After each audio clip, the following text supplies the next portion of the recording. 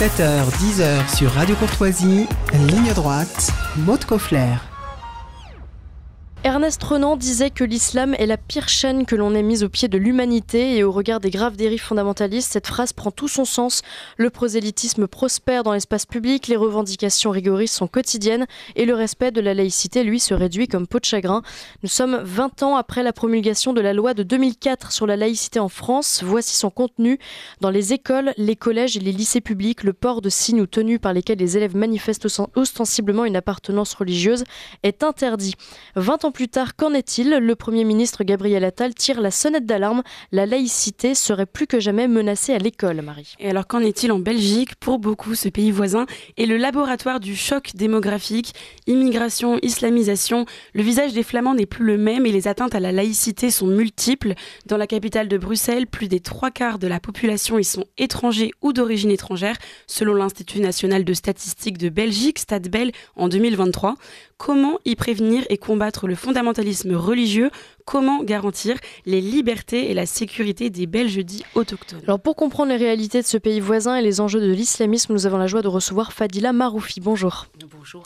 Vous êtes directrice de l'Observatoire européen des fondamentalismes. Vous avez collaboré à cet ouvrage « Cacher cet islamisme, voile et laïcité à l'épreuve de la cancel culture », un livre codirigé par Florence Bergeau-Blaclair aux éditions La Boîte à Pandore en 2021. Vous êtes d'origine belge et marocaine. Vous militez pour le respect de la laïcité. Pour nos auditeurs, pourriez-vous présenter votre parcours ? Alors, écoutez, moi, je suis née à Bruxelles et je suis issue de la troisième génération de famille d'origine marocaine. Donc, mes grands-parents sont venus en premier lieu à Bruxelles s'installer dans les années 60, fin 50, début 60. Et je dois dire qu'à cette époque-là, quand je vois les clichés, les photos, etc., et de ce que mes parents, en tout cas, m'en disaient, c'est que je voyais, moi, mes parents s'habiller en pâte def complètement. On ne pouvait pas faire la distinction entre les belgo-belges et les personnes issues de l'immigration. Mais au fur et à mesure, dans les années 80, on a vu s'installer de plus en plus en fait, des cours coraniques, des mosquées qui s'implantaient un peu partout, et des enfants, finalement, dans toute la quasi-totalité de la communauté qui allaient fréquenter ces mosquées. Et donc, c'est là, avec les discours, justement, puisque ce sont surtout des imams qui venaient de l'Arabie Saoudite, et puis nous avions aussi des frères musulmans. Les frères musulmans étant encore moins présents, leur influence va commencer beaucoup plus tard, surtout avec Tarek Ramadan, en fait, qui, lui, par contre, aura vraiment les portes ouvertes aussi bien à l'université que dans les médias belges. Il sera pris comme référent pour les musulmans de Belgique.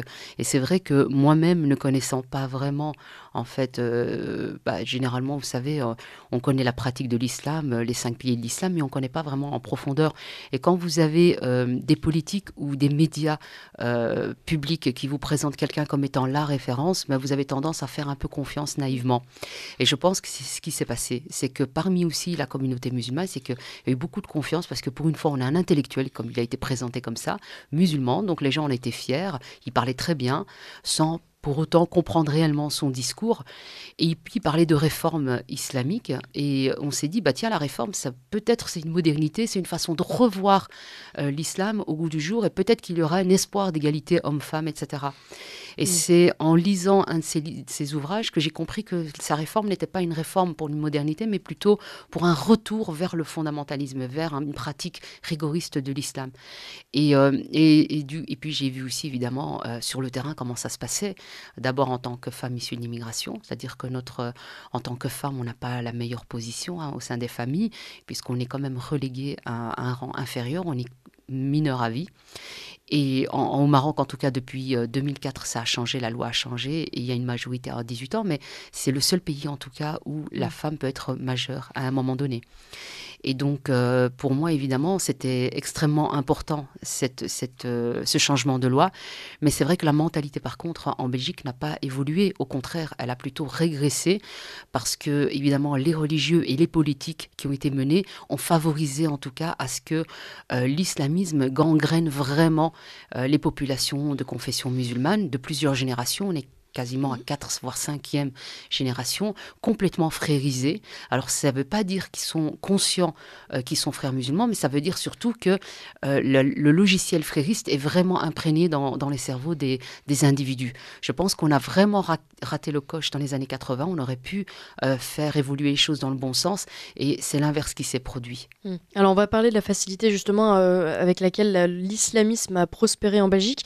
Vous dirigez aujourd'hui l'Observatoire européen des fondamentalismes. C'est une ONG implantée à Bruxelles. Depuis quand et pourquoi avez-vous fondé cet observatoire ?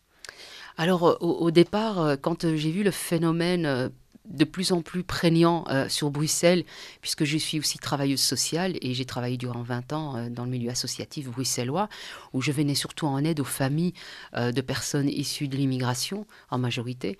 Et j'ai vu la violence de ce que ces familles vivaient, la pression sociale, la pression de la communauté à maintenir les gens dans les cases dans lesquelles ils appartiennent, avec souvent de la violence évidemment, puisque si vous ne faites pas et vous ne pratiquez pas la religion d'une manière assez rigoriste, vous subissez des pressions.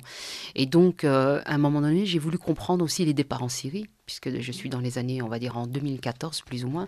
Je comprends qu'il y a un problème, je vois le nombre de voilements qui a explosé. C'était déjà le cas avant, mais là c'était vraiment encore bien plus profond. Et donc j'ai mené une enquête d'infiltration en fait auprès de mosquées et de femmes sœurs musulmanes et salafistes. Et c'est là où je découvre vraiment un monde qui est pour moi très dangereux, c'est-à-dire que je vois que le fondamentalisme évidemment progresse à une vitesse VV', mais aussi que les femmes sont amenées à être des militantes. On les a endoctrinées de plus en plus dans ces milieux-là et on en faisait des militantes vraiment actives et qui évidemment allaient servir l'éducation de la Oumma et donc éduquer tous les enfants au projet califal, au projet d'une mondialisation de l'islam politique. Et donc, pour moi, il était du coup important, évidemment, de faire ce travail-là. Et puis, par la suite, j'ai interpellé les politiques.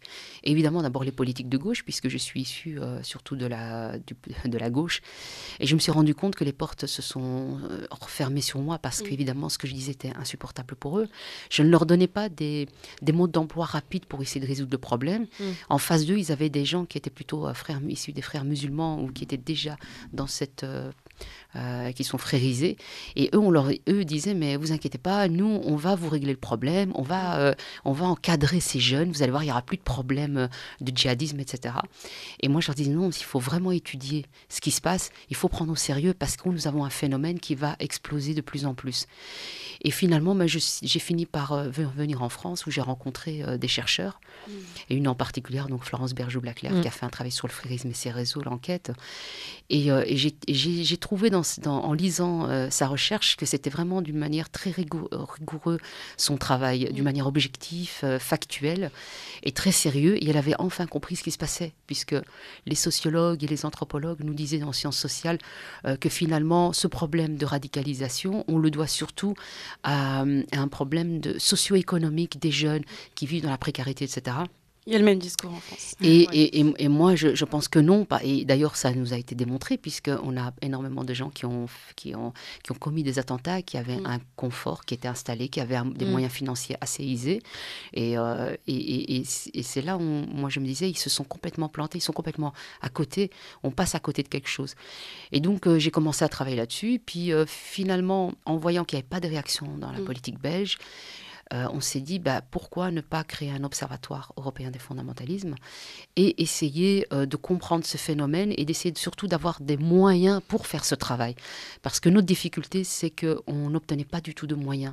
Florence Bergeau-Blaclair n'a pas des moyens pour faire ces recherches. Moi, de mon côté, j'ai commencé à être de plus en plus ostracisée, surtout après 2020-2021. Et donc, parce qu'en réalité, à Bruxelles, quand vous parlez de ces questions-là, c'est extrêmement tabou. On perd tout. Et c'est pour ça aussi que même dans la communauté musulmane, vous n'avez pas beaucoup de gens qui se révoltent, parce qu'à partir du moment où vous en parlez, vous êtes non seulement pointé du doigt par la communauté, par les plus fondamentalistes, vous subissez des pressions, des menaces de mort, mais en plus, auprès de ceux qui sont censés nous défendre et défendre la laïcité, se mettent contre vous et se lèguent contre vous parce qu'il y a des peurs, parce qu'il y a des enjeux financiers, parce que Bruxelles est complètement pris et gangréné dans tous les secteurs, on va dire, en Belgique. Et du coup, le frérisme, on le retrouve un peu partout dans le secteur, aussi bien à l'université qu'en politique, dans les associations, etc. Et pour en finir avec cette omerta, c'est vrai qu'un observatoire rend plus crédible la voix des femmes et des hommes aussi face au fondamentalisme. Et vous avez justement un conseil scientifique. Est-ce que des élus belges aujourd'hui arrivent à travailler avec vous dans ce conseil scientifique, ou alors il est composé de juristes, de chercheurs, ou est-ce qu'il y a aussi des politiques ? Alors dans cet observatoire, il faut savoir que quand on l'a créé, on a eu très vite un engouement des gens, mais de tout milieu. C'est-à-dire on avait aussi bien des personnes musulmanes, africaines, des personnes belgo-belges, de toutes les tendances politiques, droite, gauche, etc. Donc je pense qu'il y avait vraiment un besoin et une demande, et puis on reconnaissait notre sérieux puisque tout ce qu'on publie est toujours factuel.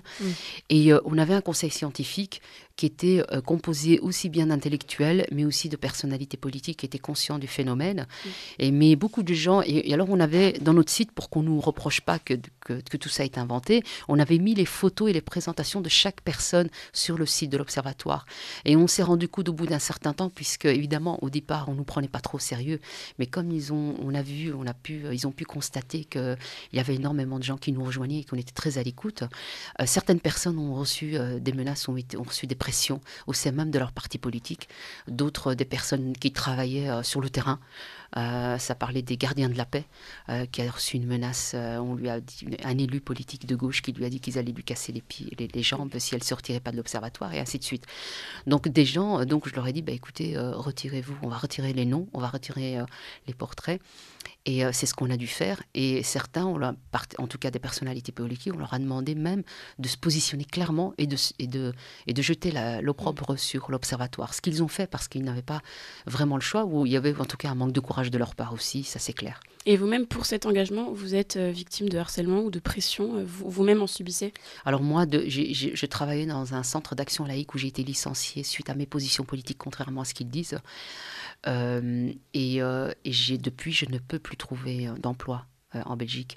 Donc, je suis complètement ostracisée. J'ai dû quitter Bruxelles parce que la situation, évidemment, tout le monde se connaît. Bruxelles est très petit. Je ne suis pas sous protection policière, évidemment. Du coup, moi, j'ai pris ce billet de vouloir continuer de travailler sur ces questions-là. Je ne veux pas me taire parce que j'estime que ça fait beaucoup de mal et que j'ai vu surtout la détresse aussi des familles et ce que ça provoque, parce que les familles vivent des situations de violence extrême aussi. Et je pense qu'on a une minorité agissante, mais qui mettent une pression telle sur la grande majorité qui finissent par se taire complètement. En même temps, je dis une majorité, mais il faut être quand même prudent. En réalité, il y a quand même une grande majorité qui est aussi partie prenante, en tout cas de la logique de toute la tendance frériste. Et pour... j'allais dire, vous dites que vous êtes ostracisé, vous ne trouvez pas de travail, ça veut dire que vous êtes à la fois victime de harcèlement, d'attaques de la part des communautés, j'imagine, religieuses, musulmanes, et en même temps de l'État ? Bien sûr, des personnalités politiques, des institutions, des associations aussi. Alors, il y a deux tendances dans les associations. C'est qu'on a d'abord, il y a le wokisme qui a progressé, explosé en Belgique depuis longtemps. Ouais. Et donc, tout ce qui est les théories intersectionnelles, décoloniales, etc., qui sont vraiment bien présentes dans nos universités. Ces idéologies-là sont vraiment bien présentes et ce sont les alliés des islamistes, clairement. Et donc on voit que beaucoup d'associations, comme ils reçoivent des subventions en fonction de certains critères, et l'une des critères, c'est d'avoir un discours inclusif, intersectionnel, woke, etc., décolonial, etc. Moi qui suis plutôt universaliste, humaniste, etc., donc évidemment, pour certaines de ces associations, ils refusent de m'engager. Et puis il y a d'autres associations qui ont peur, tout simplement, parce qu'ils savent que j'ai été menacée et que du coup, ils peuvent avoir des problèmes au sein de leur institution. Et vous n'avez jamais envisagé de changer de nationalité ? Je suis de nationalité belge. Oui. Vous n'avez jamais envisagé de je vis en Belgique. La frontière, moi, je veux surtout dire aux gens qu'il faut se battre là où on est, défendre notre pays. On a de la chance de vivre dans un pays en Occident, en Europe, de vivre dans des pays démocratiques. où on peut dire ce qu'on veut, on a le droit de s'exprimer. C'est une chance et en même temps, c'est ce qui nous cause un peu les difficultés, puisque l'islamisme, évidemment, l'a bien compris, toutes ces idéologies woke, islamistes, etc., l'ont très bien compris. Et évidemment, ils nous renvoient par miroir. Ils jouent en fait en effet de miroir, donc finalement tout ce qu'on propose, ils arrivent à le déjouer parce que tous ces mécanismes-là, bon encore une fois, tout ça a été décrit dans l'ouvrage de Florence Bergeau-Blaclair, très très bien décrit, et nous devons surtout apprendre à comprendre ce phénomène, ce fonctionnement, comment il fonctionne, continuer les études et savoir comment répondre. Quelles sont les réponses à amener? Parce que, comme vous l'avez dit, on a parlé de la loi de 2004 en France. Moi, je pense que, d'abord, c'est une très bonne loi qui était très importante. Après, c'est surtout la question qui se posait, c'était au niveau de l'application. Là, vous avez Gabriel Attal qui a eu un geste fort et très important, très courageux, de se dire c'est aux politiques d'imposer finalement la loi et pas laisser les établissements scolaires, pas laisser les professeurs ou les directions prendre ces décisions-là parce que c'est les mettre en danger, évidemment en danger de mort, on l'a vu, Samuel Paty, Dominique Bernard et d'autres maintenant qui continuent à recevoir, à être menacés. Et donc je pense que le politique doit prendre vraiment ces questions au sérieux et commencer à être un peu plus appliquer la loi, surtout être beaucoup plus autoritaire. Quand on est dans l'enseignement, dans les écoles, on applique la loi de l'État. Il y a eu à un moment donné aussi des statistiques. On a posé des questions à des jeunes musulmans et à des non-musulmans, mais on a vu surtout que parmi les musulmans, je pense que c'était entre 60 et 70% des jeunes qui estiment que la loi de la charia est supérieure à la loi de la République. Il faut prendre ça au sérieux. C'est un vrai problème. Et ce problème-là, mais il faut essayer de le comprendre. Qu'est-ce qui s'est passé auprès de ces jeunes? Qu'est-ce qui se passe? Quels sont les éléments perturbateurs? Parce qu'il y en a, et on l'a vu depuis le 7 octobre, parce que ça fait aussi partie, évidemment, du problème. C'est qu'on a des éléments perturbateurs, notamment au sein des partis politiques, la NUPES et les filles, etc., qui tiennent des propos extrêmement graves et dangereux pour nos pays, pour votre pays, la France. Et pour moi, il y a des sanctions déjà et des mesures à prendre là. Et puis, il y a aussi au niveau de certaines associations, évidemment, qui continuent à subventionner. Et si on reprend par rapport à la Belgique, pourquoi la Belgique est un lieu important que la France devrait observer de plus en plus? C'est parce qu'il y a Bruxelles, il y a les institutions européennes. Ces institutions européennes sont complètement noyautées par les frères musulmans, par différents groupes, l'ENAR, FEMISO, etc., qui travaillent pour les frères. Et on voit que par des campagnes pro-hijab, comme ça avait été déjà dénoncé, mais aussi des campagnes de lutte soi-disant contre le racisme, l'antisémitisme et l'islamophobie. En réalité, ces institutions-là travaillent surtout sur le terme de l'islamophobie et ils jettent vraiment, on traite la France institutionnellement de raciste, de xénophobe, etc., d'islamophobe. Et d'ailleurs, en Belgique, souvent, on entend les gens dire la France est islamophobe, la France est raciste, etc. Structurellement, d'ailleurs, on a une image de tous les Français sont racistes, alors que non, la France résiste. Et c'est en ça que je pense qu'on a un espoir et que moi je viens en France et je pense que je ne suis pas la seule. Il y a d'autres pays en Europe qui pensent que la France est un des seuls pays où il y a une résistance, où il y a vraiment une confrontation d'idées. Et ça, je rebondis juste là-dessus. Les Belges, vous avez l'impression qu'ils ont jeté l'éponge ou alors qu'ils sont peut-être juste soit dans le déni, qu'ils ne voient pas ou qu'ils ne veulent pas voir, ou alors, quelle est la position des Belges là-dessus? Alors, pendant plusieurs décennies, les Belges ne voulaient pas du tout ne parlaient pas du tout d'islamisme. Ce sont des sujets très tabous et c'est pour ça d'ailleurs qu'on a été fortement attaqués et ostracisés. Je pense que depuis la création de l'Observatoire, on a beaucoup fait bouger les choses parce qu'on a vraiment osé parler, mettre les mots et des mots justes sur ce qui se passait. Beaucoup de gens s'en rendent compte et il y a des partis politiques en tout cas qui prennent ces sujets maintenant, on va dire, je dirais pas vraiment au sérieux, mais ils en parlent. Alors, je vous propose de poursuivre cet entretien juste après le bulletin d'actualité parce qu'il est 9h, c'est l'heure du bulletin d'actualité d'Adèle Rosner. Il y a une place pour nos idées. Vue de haut. Oui, donc on parlait juste avant de l'avis des Belges, alors face à cette rupture, face au communautarisme, voilà, est-ce qu'ils sont dans le déni? Est-ce qu'ils se rendent compte du danger? Est-ce qu'eux-mêmes ne poussent pas à l'assimilation des nouvelles populations? Voilà, est-ce qu'il y a tout ce phénomène? Alors l'assimilation en Belgique n'est pas du tout, n'a jamais été d'actualité, on n'en a jamais discuté, on n'en parle pas. Je pense ici, ce que je voulais surtout dire, c'est qu'au niveau des partis politiques, on a des partis maintenant qui commencent à comprendre qu'il y a un problème avec l'islamisme. Ils commencent seulement à oser utiliser le terme islamisme, surtout dans les partis, on va dire, libérales. Mais il ne faut pas se leurrer. C'est-à-dire que même au sein de ces partis, la réalité de Bruxelles fait que quand vous avez une population qui oscille entre 22% et 43% dans les communes, donc ce qui veut dire aussi qu'on a une population électorale qui est très forte. Donc vous avez des partis politiques qui sont aussi bien de la gauche que de la droite, qui sont complètement noyautés, on va dire, par des personnalités fréristes. Et la droite n'en est pas exclue parce que le vote musulman est très très important. Donc la droite maintenant, évidemment, commence à recruter aussi, on va dire, au sein de la communauté musulmane, pas parce qu'ils sont belges et parce qu'ils font leur travail et parce qu'ils sont, voilà, grâce à on va dire, leurs idées libérales, mais plus parce qu'ils peuvent engranger et ramener les voix musulmanes. Et ça, c'est un vrai problème. Et donc, je me demande à quel point est-ce que d'abord ils sont vraiment au courant. Je pense qu'ils utilisent beaucoup les termes parce que ça attire des électeurs, mais en même temps, concrètement, je ne vois rien qui est la mise en place. Moi, ce que j'attends toujours, c'est concrètement qu'est-ce qui sera fait. Et qu'est-ce qui pourrait être fait, par exemple? Qu'est-ce que vous observez avec votre observatoire? Est-ce que vous avez déjà trouvé des solutions pour vraiment en profondeur changer les choses, que ce soit dès l'école, tous ces jeunes qui peuvent subir des pressions, mais même être enrôlés. Enfin, il y a aussi eu beaucoup de recrutements. Il y avait les rabatteurs de Daesh en Belgique, etc. Enfin, là-bas, malheureusement, le terrorisme islamiste a puisé bon nombre de combattants.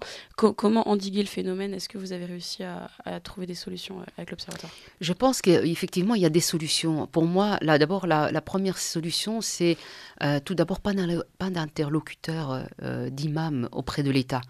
Je veux dire, quand vous avez, si je prends le cas de la France, que vous avez Chemseddine, le recteur de la Grande Mosquée de Paris, qui a été très, je dirais, plus qu'ambigu, ses positions par rapport au 7 octobre, etc. Donc on a vu, le 7 octobre a été un phénomène qui a montré beaucoup de choses. Le silence de la communauté musulmane, des représentants musulmans. Et je pense que d'abord, il faut arrêter de prendre comme interlocuteur des représentants des imams. C'est pas nécessaire parce que vous ne savez pas à qui vous avez affaire. Il y a toujours un agenda derrière politique et donc il faut vraiment éviter ces relations. Ensuite, je pense que, comme je le disais, il faut être très ferme dans les établissements scolaires, dans tout ce qui est espace public, etc. Il faut vraiment qu'on respecte la laïcité. Je pense qu'une loi pour interdire le voilement des mineurs serait extrêmement important, majeur. Et puis, il y a aussi les universités. Les universités, c'était la première chose dont les frères ont pris possession. Et il faut absolument nettoyer nos universités de tout ce qui est idéologie woke, décoloniale, de tous ces idéologues, en fait, qui finalement ne créent plus du savoir, mais plutôt endoctrinent nos jeunes. C'est par là que ça commence. Et vous avez des futurs professeurs, eux-mêmes idéologues, des frères musulmans qui sont eux-mêmes professeurs et qui peuvent évidemment influencer les jeunes élites intellectuelles. Et puis en Belgique, il y a aussi des quartiers complètement perdus. Je pense à Molenbeek. Je ne sais pas si vous connaissez très bien. Vous avez certainement dû vous y promener par moment pour voir vraiment les dégâts de cette islamisation. Dans une autre vie, j'avais rencontré une femme qui avait été victime de l'islamisation dans son immeuble, qui ne vivait qu'avec des musulmans, qui était stigmatisée, qui a perdu son travail, il y avait un vrai acharnement. L'État ne faisait rien parce que l'État ne répondait pas, la police ne répondait pas non plus parce qu'il y avait des accords avec certains habitants. Enfin, c'était assez obscur comme histoire. Et vous, c'est un cas particulier, mais ce sont des choses que vous observez beaucoup en Belgique. Alors, Molenbeek a été mis en avant surtout à cause des attentats, parce que la majorité des personnes venaient de Molenbeek. Oui. Mais Molenbeek, en réalité, c'est une mairie, une commune parmi tant d'autres à Bruxelles qui est plus ou moins dans la même situation. Moins pire, mais elle est dans la même situation. La politique est telle, elle a été menée de telle manière à ce que ces quartiers-là, effectivement, sont sous emprise et l'influence de religieux, mais aussi, pas que de religieux, il y a aussi des personnes qui sont frérisées et qui mènent, évidemment, c'est eux qui dirigent. Et puis, il y a aussi le phénomène de drogue, parce que la Belgique, et Bruxelles en particulier, on a une forte communauté de personnes d'origine marocaine marocaine Rifen, avec évidemment tout ce qui est dealer, drogue, etc. Et donc, ce sont toutes ces structures-là aussi qui ont beaucoup financé aussi. Le fondamentalisme a été beaucoup financé par la drogue, et ça a été démontré par Pierre Vermeuren, historien, qui a démontré le lien entre les rifins et la drogue et la délinquance et l'islamisation, et l'islamisme, radicalisme. Et donc, ce n'est pas que Molenbeek. Et il ne faut pas forcément qu'il n'y ait que des musulmans. C'est-à-dire que vous pouvez aussi avoir des Belges, mais qui sont aussi sous pression, et qui se taisent, qui ont peur, qui ne vont pas parler. Il y a beaucoup de gens, évidemment, de personnes belgo-belges qui ont fui Bruxelles, mais il n'y a pas que les personnes qui sont de confession musulmane ou qui sont sorties de l'islam, les apostats. Leur seul moyen, si vous voulez, pour vivre librement, ils doivent quitter ces quartiers-là. Sinon, vous ne pouvez pas faire autrement. Avec votre observatoire, justement, vous avez un pôle d'accompagnement social et juridique. Est-ce qu'il y a une aide pour ces apostats, par exemple, puisque eux sont de véritables cibles face aux fondamentalistes? Alors, le fonctionnement, on va dire, du service social se fait beaucoup sur les réseaux sociaux. Donc, les gens me contactent parce qu'évidemment, pour une question de sécurité, on ne peut pas leur donner un endroit fixe. Et évidemment, j'ai des contacts avec des apostats, donc des ex-musulmans. J'ai des contacts aussi avec des personnes qui quittent leur famille, qui veulent quitter leur famille parce qu'elles subissent des violences ou parce qu'elles vont être amenées à être mariées de force. J'ai dû exfiltrer, par exemple, une jeune fille de 30 ans parce qu'elle allait être emmenée au Pakistan pour être mariée de force. Donc, c'est toutes des choses qu'on fait. Pourquoi est-ce que ce qui est important, surtout, c'est pourquoi est-ce que ces gens viennent à l'Observatoire alors qu'il y a beaucoup d'associations, en réalité, à Bruxelles qui pourraient faire ce travail-là? Tout simplement parce que dans ces associations-là, ils retrouvent beaucoup de personnes qui sont de confession musulmane, avec, on voit des femmes avec leur foulard, etc. Donc, ils n'ont pas confiance.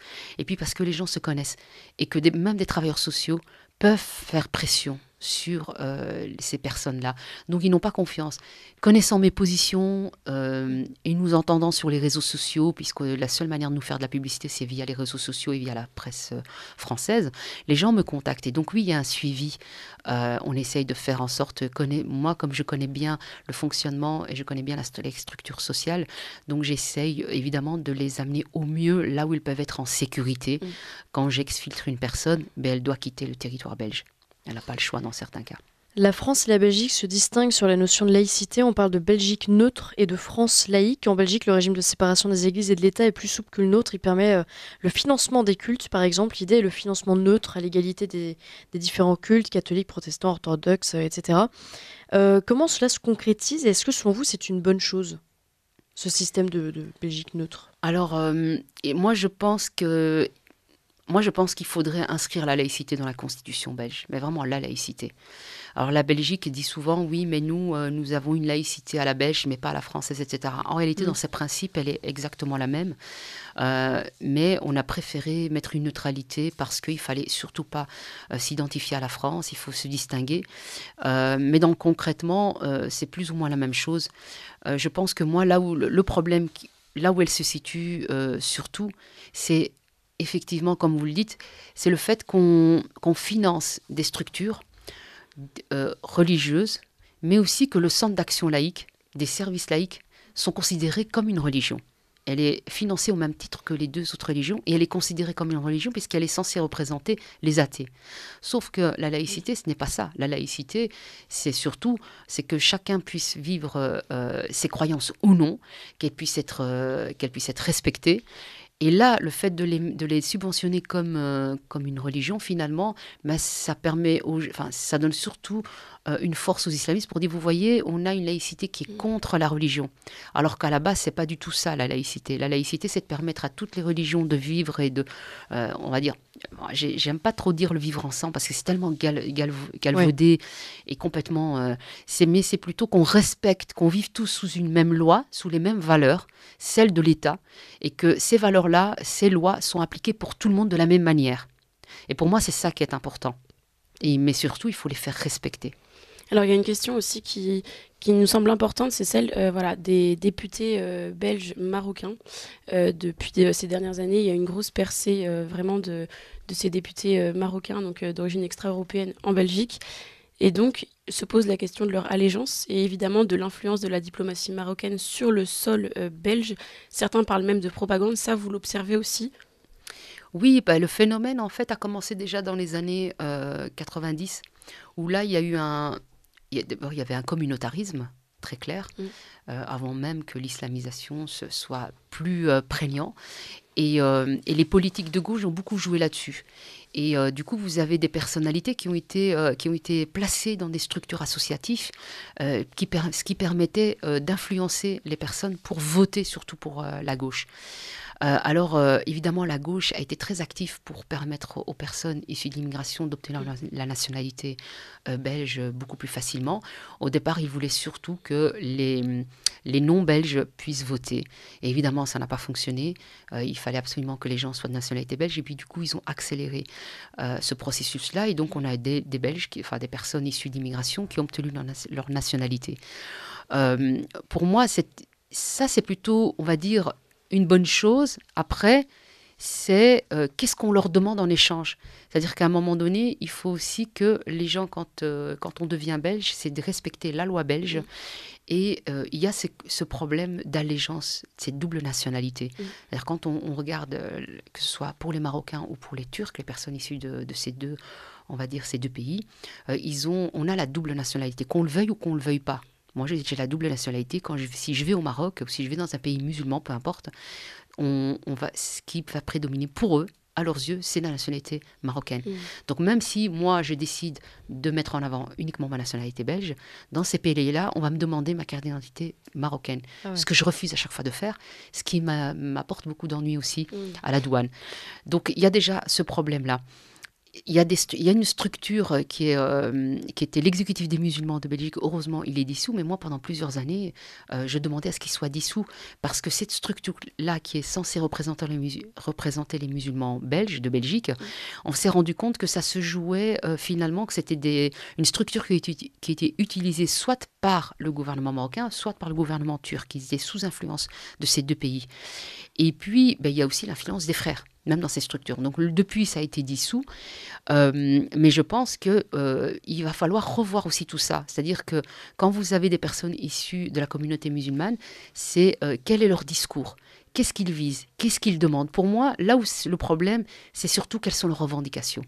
Que ce soit une personne d'origine maghrébine ou turque ou peu importe, c'est pas ça le problème. Le problème, c'est est-ce qu'on demande que les femmes puissent porter le voile ?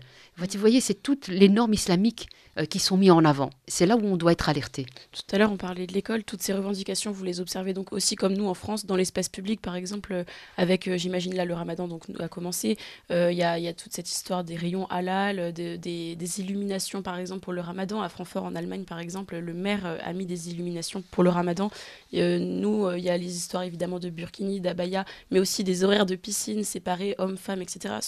Toute cette islamisation culturelle et territoriale, elle s'observe donc en Belgique aussi? Oui, chez nous, elle a commencé très très tôt en réalité. Et je pense que si la Belgique n'est pas très attaquée comparée à la France, on est moins attaqué que vous, c'est parce que justement la Belgique laisse passer beaucoup de choses. Et donc les horaires différents dans certaines piscines, ça se fait.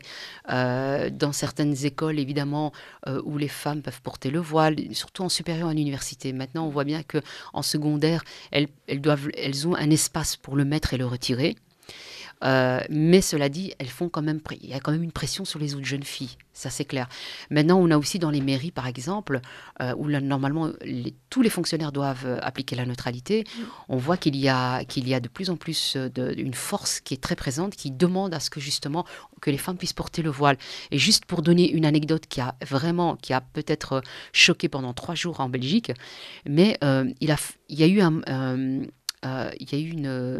comment on appelle ça, bref, j'ai un peu oublié la formulation, mais on a proposé à ce que les femmes puissent porter des signes ostentatoires. Et tous les partis politiques ont reçu des menaces de mort, etc., un jour avant ou quelques jours avant que ce soit voté au sein d'une mairie. Et plutôt que d'arrêter ça et d'annuler le vote, on l'a quand même voté et ça a été voté, accepté à l'unanimité. Sous pression. Sous pression, sous menace de mort. Et ça a peut-être choqué 2-3 jours, mais puis après, c'est passé crème et on a laissé faire. Et c'est comme ça que petit à petit, en fait, ils imposent en fait leurs normes. C'est que même si on refuse, eux continuent jusqu'à ce que ce soit accepté. C'est l'idéologie, en tout cas, elle fonctionne de cette manière-là. C'est on vous aura à l'usure. Fadila Maroufi, merci beaucoup d'avoir accepté notre invitation. Je rappelle que vous êtes directrice de l'Observatoire européen des fondamentalismes et que vous avez collaboré à l'ouvrage « Cacher cet islamisme, voile et laïcité à l'épreuve de la cancel culture », un livre co-dirigé par Florence Bergeau-Blaclair aux éditions La Boîte à Pandore en 2021. Merci encore. Merci et nous vous recevrons certainement très rapidement parce que l'actualité malheureusement nous oblige à traiter le fondamentalisme islamique qui ne gangrène pas que la Belgique mais aussi la France. Merci beaucoup. Merci à vous.